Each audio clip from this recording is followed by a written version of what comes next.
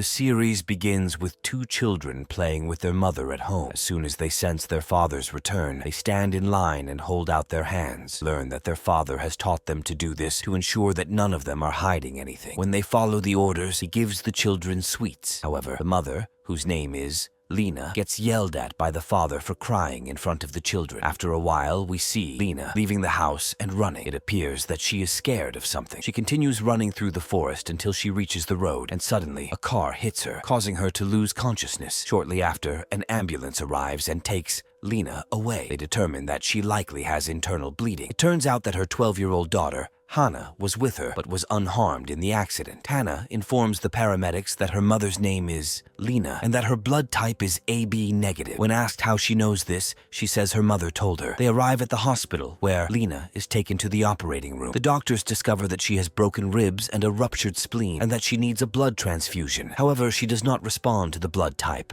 Hannah mentioned, so the doctors quickly work to find her actual blood type. A nurse named Jute comes to meet Hannah. She gives her clothes and offers her a hot drink to warm up. Jute begins talking to her about the accident, and Hannah says that the person who hit her mother stayed with them for a while but ran away when he heard the ambulance. She also mentions that the accident wasn't his fault, that her mother's behavior is often erratic. When Jute asks what she means, Hannah explains that her mother cannot do anything by herself, and that Hannah helps her with many things to adhere to the house rules. She adds that her mother often forgets or deliberately breaks the rules. Jute is very surprised and asks if Lena is an alcoholic. Hannah denies that her mother drinks anything. From Hannah's words, we learn that everything in their house is scheduled, including bathroom visits, eating, and drinking, which leaves Jute puzzled. Hannah continues and says that her mother wanted to kill her father and make it look like an accident. Jute is shocked and doesn't respond. She decides to get Hannah some paper to draw what she is feeling. At this point, the investigator,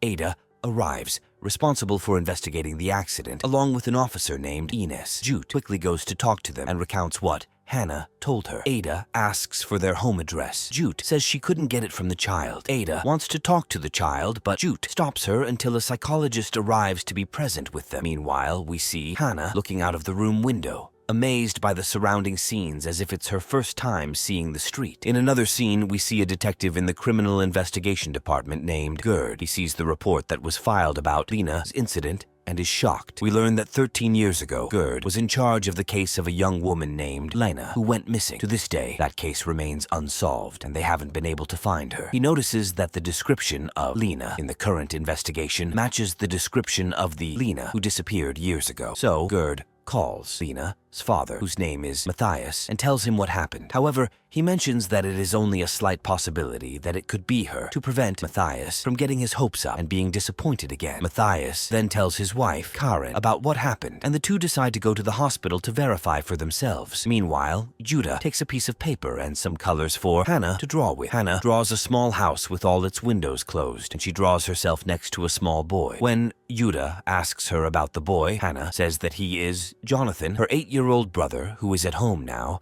tasked with cleaning a bloodstain from the carpet. Hannah refuses to give the address, saying that her brother would be scared if he saw them. Shortly after, the psychiatrist named Benedict arrives, and Ida joins him to talk to the child. They are surprised by how she greets them, opening her arms to anyone who enters the room. Hannah explains that this is a rule in their house. Judah then takes Detective Ida aside and tells her what she learned about Jonathan. Benedict and Ida start talking to the child, who says she has no friends and is homeschooled by her mother. Ida asks why they were running in the forest at such a time. Hannah doesn't respond and asks to see Judah, indicating that she feels more comfortable with her. Hannah mentions she has a cat named Tinky, which is at home with Jonathan, but she refuses to say anything more. When Ida tries to press her, Dr. Benedict stops her, prioritizing the child's mental state. At this time, Matthias and Karen arrive at the hospital and learn that Lena is currently in the ICU. They insist on seeing her, and the doctor informs them that they had to remove her spleen. When they see her, despite the strong resemblance and the identical mark on her palm, they are certain she is not their daughter. Matthias breaks down, and the doctor quickly escorts him out. Just then, Gerd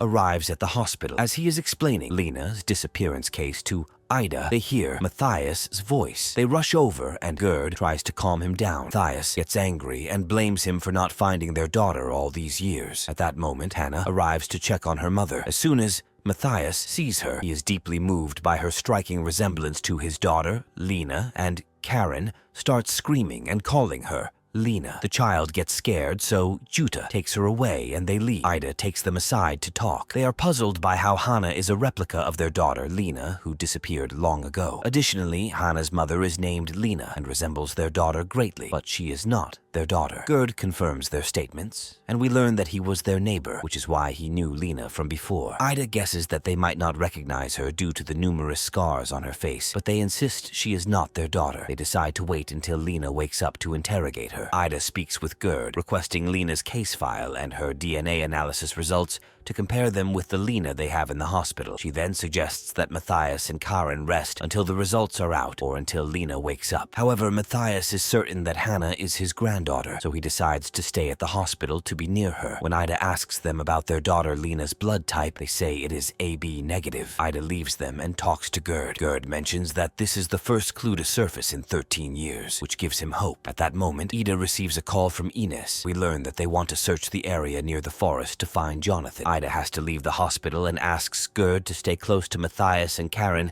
in case they need anything, and to talk to Lena if she wakes up, informing her of any useful information. Immediately after, Gerd enters the ICU and notices the patient has the same mark that Lena had on her hand. He begins talking to her in the hope that she will wake up faster. She does wake up but is scared. When Gerd asks her name, she responds by saying she is Lena. The nurse quickly comes in to calm her down. Meanwhile, Ines takes the clothes Lena was wearing during the incident and lets the dog sniff them to track her home. Ida is on her way to them and receives a call from Gerd, who tells her what happened. He says the girl identified herself as Lena and has the same mark, but it looks like a recent scar. At the same time, Jutta and Benedict check on Hannah. Jutta brings her breakfast and goes to open the room's curtains, but Hannah cannot bear the light, as if she has never seen sunlight before. Jutta quickly closes the curtains. Hannah asks if her grandfather is still there, showing that she knows him well. She says he is her mother, Lena's father, and that she has met him before. Gerd tells Benedict what happened, and Benedict says that Hannah might be telling the truth, or it could be a story from her imagination. Meanwhile, Hannah is with the nurse Jutta, who gives her sunglasses until she gets used to the light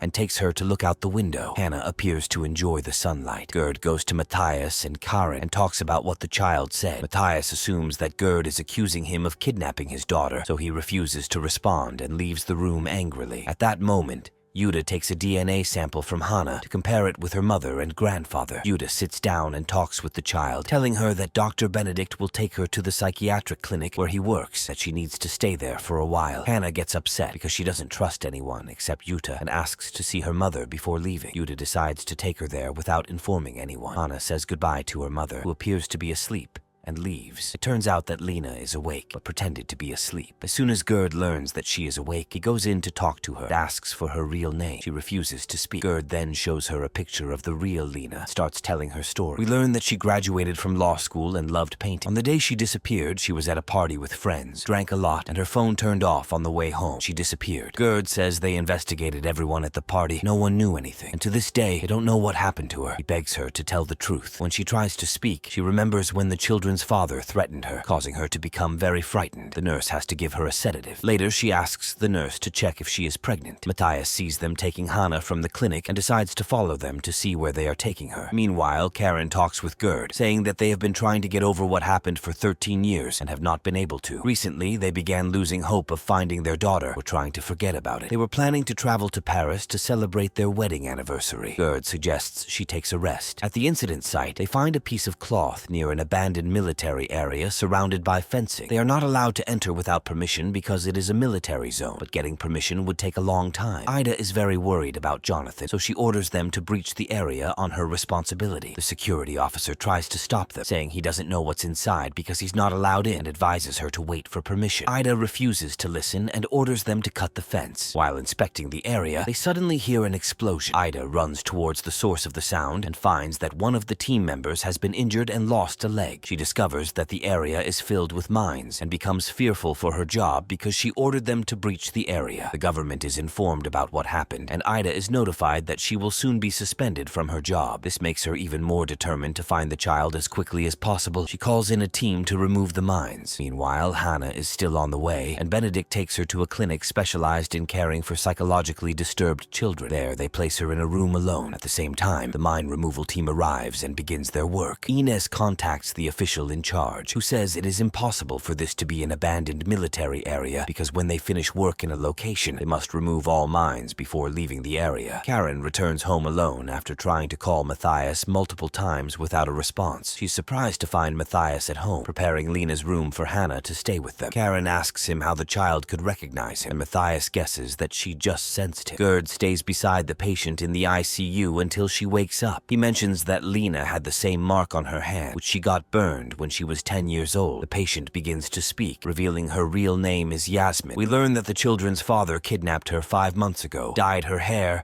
and gave her the mark on her hand. He forced her to act as the children's mother. He appears to be a very cruel man, even scheduling specific times for them to use the bathroom and forcing them to stick to it. At this moment, Gerd receives a call from Ida, who says they have found the house and are about to raid it. She asks him to ask Yasmin how many people are in the house. Yasmin says only Jonathan is there because she hit the father on the head with a glass ball before escaping. The police raid the house, find the man's body on the side, but his face is disfigured, which contradicts Yasmin's claim that she only hit him once on the head. After a thorough search, they do not find the child. Yasmin tells them he is hiding under the bed. Ida indeed finds him there, scared, and she calms him down and takes him out. Yasmin requests they contact her father. Gerd leaves to inform him. Shortly after, Gerd returns with a photo of the corpse found in the house and confronts Yasmin with it. The person's face is so disfigured that their features are unrecognizable. Yasmin denies doing this, insisting she only hit him once and then fled. Gerd reassures her that if she did this, it would be self-defense. She continues to deny it. The nurse enters, hearing Yasmin crying, and comforts her. Jonathan is taken to his sister in the same clinic. Hannah asks if they found the cat. Tinky and Benedict promises they will look for it. As soon as they leave the room, Hannah approaches her brother and asks if he told them about Sarah. She is relieved when she learns he hasn't said anything. Hannah then lies down next to her brother, who is terrified by what is happening. She tries to comfort him. We return to Christmas Day. On this day, their father dresses up as Santa Claus to give presents to his children. He gives Hannah a toy cat, which she decides to name Tinky. Jonathan receives a glass ball. When they ask about their mother's gift, the father says that their mother will give them a baby soon. We learn that he desperately wanted to have another child, which is why he kept giving Yasmin pregnancy tests to see if she was pregnant. We deduce that Hannah wanted to have a sister named Sarah, which is why she asked her brother not to mention Sarah to anyone. In the present, Gerd decides to go to the house to help Ida and the rest of the team inspect the place. During the inspection, they notice surveillance cameras all around the house. One team member speculates that the recordings are being transmitted via Wi-Fi. They start searching for the device in the house. During the search, Gerd finds a collection of drawings on the ceiling of the children's bed, including a drawing of Matthias's face. He realizes it is Lena's drawing and deduces that Hannah recognized him from the drawing, thinking she had seen him before. He sends the picture to Karen and explains what happened. Gerd notices that all the windows are barred with metal, just as Hannah had described. After extensive searching, a team member finds the internet device. As soon as they disconnect it, a bomb is activated in the house. One of the team members hears it and warns the others. They all run quickly, and luckily they escape before the house explodes. Unfortunately, they lose all the evidence inside the house. We learn that they had removed the criminal's body just before the explosion and take it to the forensic doctor. The doctor reveals that the cause of death was a broken neck, and someone disfigured his face afterward. The surprising revelation is that the DNA analysis shows that this person is not the father of the children. The doctor also confirms that the children are from the same mother, Lena, who disappeared 13 years ago, but they have different fathers. This leaves us with 2 unknown fathers, and the identity of the corpse still unclear. We go back in time to the day Yas disappeared. It is revealed that she was living alone. On that day, she went for a job interview. After the interview, while she was on her way to her car, an unknown person appeared and kidnapped her. In the present, some time passes with Yasmin in the hospital. After her health stabilizes, Yasmin decides to leave. The doctor insists that she must attend her follow-up appointments. Yasmin's father arrives to pick her up and offers to take her home, but Yasmin refuses completely. It is evident that she is still traumatized by what she went through and is unable to talk about it with anyone. She wants to be alone for a while. Despite her father's worry, he has to respect her wishes. A police officer is assigned to monitor her constantly to protect her in case anything happens. On that same day, a body is found in the forest near the house. The police suspect it might be Lena's body. As soon as Gerd sees the scene, he is deeply affected and sits alone, breaking down. He then reaches for his antidepressants but finds them empty. At this moment, Karen is in her car and learns from the news that a body has been found. She suspects it is her daughter's body. Is shocked. She calls Gerd, who tells her they will need time to confirm. When she returns home, she discovers that Matthias has also heard the news and is devastated. Karen tries to console him. Meanwhile, Ida goes to talk to Gerd and gives him images of the potential appearance of the person whose body was found in the house, reconstructed by an expert to predict his face without the disfigurements. This is to help identify his true identity. At the same time, Jutta visits Hannah, bringing her a gift, a storybook. She suggests they go out to the clinic garden and read from it. Hannah gets excited and agrees. On their way out, Hannah sees a camera, looks at it, and raises the gift to show it. When Jutta asks her why she did that, Hannah says that her father is always watching them through the cameras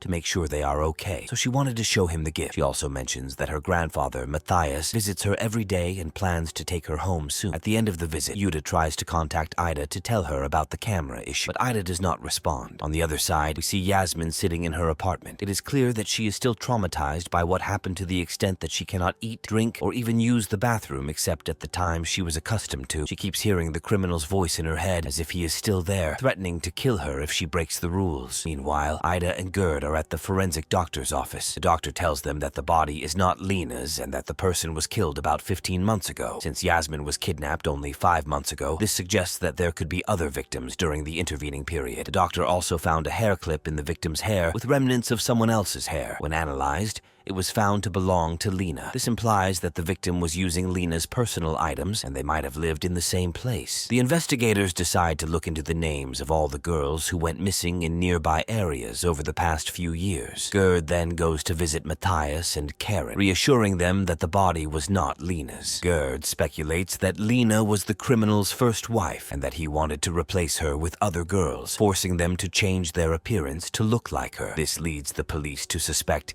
that they will find more victims. Matthias concludes from this that Lena is dead, which is why the criminal started looking for a replacement. Yasmin recalls a memory with the children, showing that she was very kind to them. When they were bored from staying inside, she would pretend to be a pilot, flying them around to play and entertain them. Yasmin snaps out of her memories, determined to forget what happened, and decides to dye her hair back to its natural dark color. Meanwhile, Matthias tells his wife Karen that he wants Hannah to stay with them for a while, now that they are certain she is their granddaughter. Karen objects, saying she cannot handle it, and that the child will constantly remind them of Lena, especially since they still don't know what happened to her. Matthias gets upset and leaves the house. Ida goes to visit the children and shows photos of the man they found murdered to Hannah to see if she can identify him as her father. However, they discover that Hannah says any man she sees is her father, so her input is not helpful. Yasmin is startled by a knock on her door. It's her neighbor, who says Yasmin's father left a package with her for Yasmin, containing items she might need. The neighbor hands over the package and leaves. Yasmin opens it to find mostly food and drinks, but is shocked to see a yellow hair dye among the items. She concludes that the criminal sent the package and is watching her, knowing she changed her hair color and wanting her to revert it. Terrified,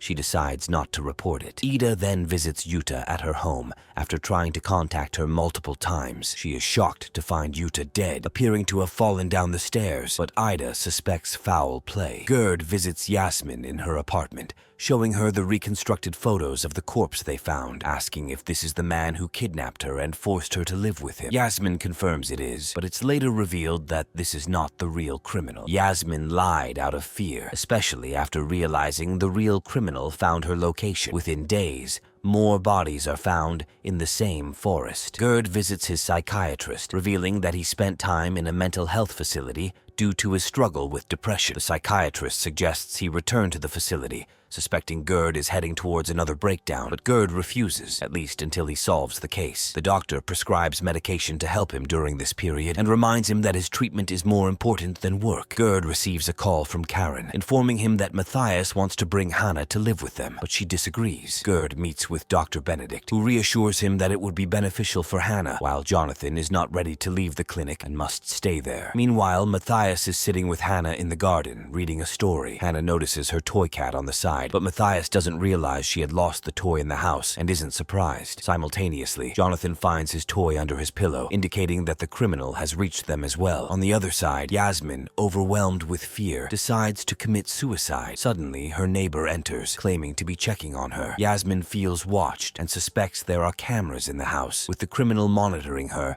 and sending the neighbor to stop her. The police manage to identify the bodies they found, revealing that all of them are girls who had been reported missing over the past few years. They conclude that they are dealing with a serial killer. At this point, a man named Ragnar arrives, who is the manager of the insurance company responsible for the area where the house is located. It is revealed that he was planning to sue Ida for entering the premises without permission, but he decides to retract his decision and surprises them by coming in person to apologize. Gerd suspects that Lena was pregnant with Hannah when she disappeared because she vanished 13 years ago, and Hannah is now about 12 years old. He decides to gather all the people Lena knew back then and take DNA samples to confirm if Hannah is the daughter of any of them. Ida goes to visit the person injured by the mines, but he is unable to forgive her and even throws her out. Ida returns home and tells her husband what happened, who then comforts her. The DNA results reveal that one of Lena's old friends, Flo, is Hannah's real father. Gerd calls Flo in and informs him of the news, leaving Flo shocked, especially since he already has 2 children and cannot handle the responsibility of a third. Flo leaves, stunned by the revelation. Gerd contacts Ida and tells her what happened, and Flo is ruled out as a suspect because he has been living in another city for the past 12 years. Gerd visits Yasmin in her apartment and notices that she has dyed her hair back to its lighter color, suspecting that the criminal has threatened her again. Gerd decides to check the bathroom and indeed finds a hidden camera, confirming his suspicions. He informs Yasmin that they found the car that hit her burned in the forest and begins asking her about her life with the criminal. Yasmin becomes agitated and Gerd has to leave. Hannah arrives at Matthias's house to stay for a few days. Karin is still not convinced, especially after observing Hannah's behavior, and tells Matthias that the child is psychologically disturbed, needs treatment. Matthias refuses to give up on Hannah and promises Karin that he will take her to therapy sessions as scheduled. Karin packs her bag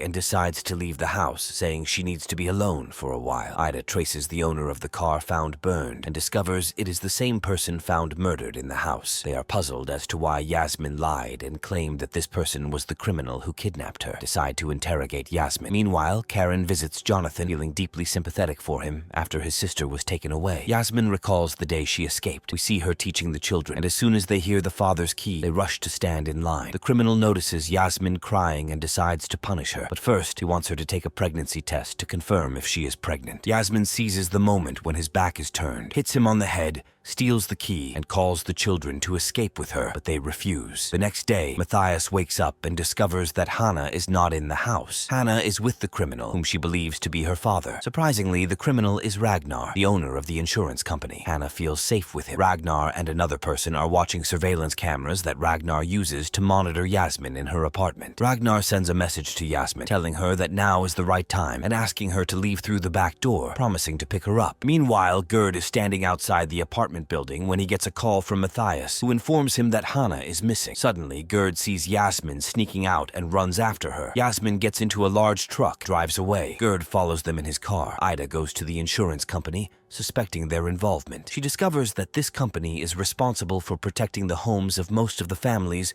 whose daughters' bodies were found, and they also used to protect Matthias and Karen's old house. She learns this information from Ragnar's secretary. While looking through the files, Ida notices photos of Ragnar with his family and discovers that Ragnar's mother looked very much like Lena. The secretary mentions that his mother ran away when he was young, and Ragnar was raised by his grandparents. Ida concludes that Ragnar was deeply affected by his mother's absence and sought out women who resembled her to marry, continually replacing them with others who looked similar. After extensive research into the company's records, they find that 13 years ago, there was a malfunction in the alarm system at Matthias and Karen's house. An employee was sent to fix it, but it was actually Ragnar who went to repair the issue. This was the day he saw Lena and noticed her striking resemblance to his mother. In the present, Yasmin is in the car with Ragnar and Hannah. Yasmin asks why he didn't kill her like the others. It is revealed that Hannah asked him not to. We flash back to the day of the incident. Hannah had asked Jonathan to clean the house and then left him and Ragnar to follow Yasmin. When she saw the car hit Yasmin, she grabbed a tree branch and hit the person who kidnapped Yasmin on the head. Ragnar arrived after regaining consciousness and intended to kill Yasmin and bury her like the others, but Hannah begged him not to, saying that Yasmin was the best mother she had after her real mother, Lena. Ragnar was moved by Hannah's tears and agreed. Over the years, Ragnar believed that Hannah was his daughter. Hannah had suggested that Ragnar call an ambulance